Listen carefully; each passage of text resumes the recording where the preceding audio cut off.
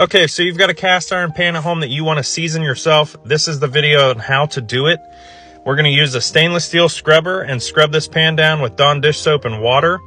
This is a pan that's had the seasoning removed completely. So what this does when we're scrubbing it is it removes any remaining oils and contaminants before seasoning. If you don't want to strip your pan and start fresh, you can just skip this washing step and then do everything after we started on the stove. And I will tell you when that happens. So we're going to scrub the inside, the outside of this pan. Make sure everything's good, even the handle. And then once it's all scrubbed down, we're going to rinse it off really well. Once it's rinsed, we're going to go straight to a clean towel and dry it as well as we can.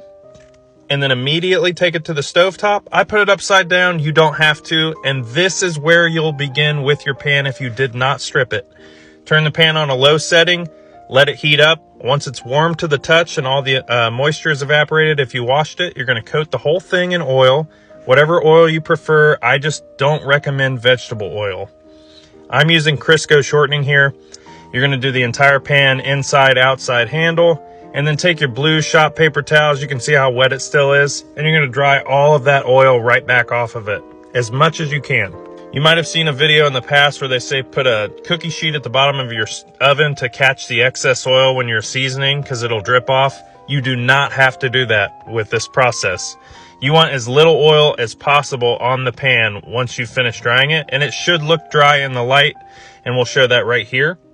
It looks pretty dry now. So go straight in the oven upside down. I set everything to 450 for Crisco. Your oil might be a little different. And then I do an hour and a half, but I also add 10 minutes on the time, so an hour and 40 minutes. And you want your pan to preheat with the oven so it heats slowly. This is what it looks like when it comes out. You're just going to leave it in the oven until it's cool once it's finished. And the final test is adding some water into it once it's cool. If the water beads off like this right here, you've got a well-seasoned pan and you're ready to cook. You can even dump it right off and you don't even really need a towel to dry it off anymore. There's only a few little drops left. Hope this helps.